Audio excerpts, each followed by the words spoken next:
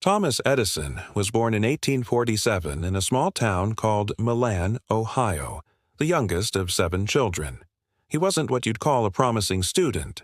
In fact, his teacher once called him addled, meaning confused or mentally impaired. It was a polite way of saying he wasn't smart enough for school. At the age of just 7, young Thomas was expelled for asking too many questions. His curiosity was overwhelming. But while the school gave up on him, his mother, Nancy Edison, did not. She pulled him out of the classroom and decided to teach him at home. Under her care, Thomas flourished. She didn't force him to memorize facts. She gave him space to explore, to ask, and to try. And that space made all the difference. He devoured books, tinkered with objects, and conducted small experiments in the basement. He built his first lab using leftover bottles, wires, and old tools. But what truly made him different wasn't his intelligence. It was his obsession with solving problems. Once an idea took hold in his mind, he wouldn't let go until he had chased it to the end. By the age of 12, Edison was working as a newsboy on a train running between Port Huron and Detroit. He sold newspapers, candy, and even printed his own publication, the Grand Trunk Herald, in a small train car using a second-hand printing press. One day, a chemical experiment he was conducting in that same car spilled and started a small fire. The conductor, furious, struck him on the side of the head and threw him off the train. The blow contributed to Edison's lifelong partial deafness. Ironically, he would later say that his hearing loss was a blessing. It helped him concentrate better with fewer distractions. Edison A.'s first real invention came a few years later, an automatic telegraph repeater that allowed messages to be sent over long distances without needing a person to relay them. But that was only the beginning. He moved to Boston, then New York, and continued to build machines that made life more efficient. His big break came when he developed a system to improve the stock ticker used in Wall Street. The invention earned him $40,000, a massive sum in the 1870s. With that money, he built his first real laboratory in Menlo Park, New Jersey. It was there that he would begin his most ambitious project yet, creating light from electricity. Light that was clean, safe, and steady.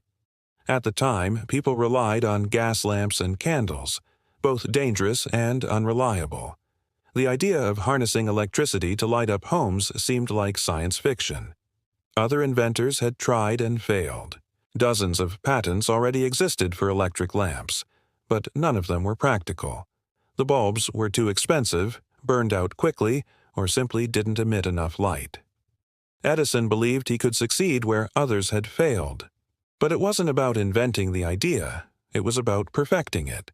That's what made him different. He wasn't just a dreamer, he was a builder, a grinder, a relentless problem solver. He and his team began experimenting with thousands of different materials to find the perfect filament, the tiny wire inside the bulb that would glow when electricity passed through it. They tried carbon, platinum, hair, wood, bamboo, even the beard hair of one of his assistants. Day after day, week after week, they failed. The filaments either burned too fast, melted, or didn't glow brightly enough. But Edison refused to quit. When a journalist asked him how it felt to fail 1,000 times, he famously replied, "I have not failed. I've just found 1,000 ways that won't work." Finally, in October 1879, after more than 2 years and thousands of tests, Edison found his solution: a carbonized bamboo filament. It was cheap, abundant, and, most importantly, it worked. His new bulb burned for over 1,200 hours, longer than anyone had thought possible. It was a revolution. But inventing the light bulb was only half the battle. For it to matter, people had to be able to use it in their homes, offices, and streets. That meant Edison had to invent not just the bulb, but the entire system around it. He needed to create generators, power lines, meters, switches, and fuses, a complete electrical grid. So, in 1882, Thomas Edison launched the world's first electric power station at Pearl Street in Lower Manhattan. It served just 85 buildings, but it worked. The lights came on and stayed on. New York, for the first time in history, began to glow at night. But as Edison was lighting up cities, a storm was brewing. Another genius, Nikola Tesla, was developing an entirely different kind of electricity, alternating current, or AC. Edison's system was direct current, or DC. The two systems were incompatible, and a bitter rivalry erupted. Edison believed AC was dangerous and unstable. In fact, he started a public campaign to discredit it. He staged demonstrations where animals were electrocuted with AC power to scare the public. He even helped develop the first electric chair powered by AC, just to prove how deadly it was. But in the end, Tesla's system, backed by industrialist George Westinghouse, won. AC was more efficient over long distances. Edison lost the current war. He withdrew from the electricity business altogether and focused on other inventions. That loss, however, did not define him. Edison went on to invent the phonograph, the first motion picture camera, alkaline batteries, and improvements to the telephone and telegraph. He held over 1,000 patents by the time he died. His Menlo Park lab became a factory of innovation. He hired brilliant minds and pushed them to think differently, to chase what had never been done before. He once said, "Genius is 1% inspiration and 99% perspiration," and he lived that motto every day. But even geniuses are human. Behind the inventions were long nights, broken friendships, and personal losses. His first wife, Mary, died young, leaving Edison with 3 children. He later remarried and had 3 more children, but his work often consumed him.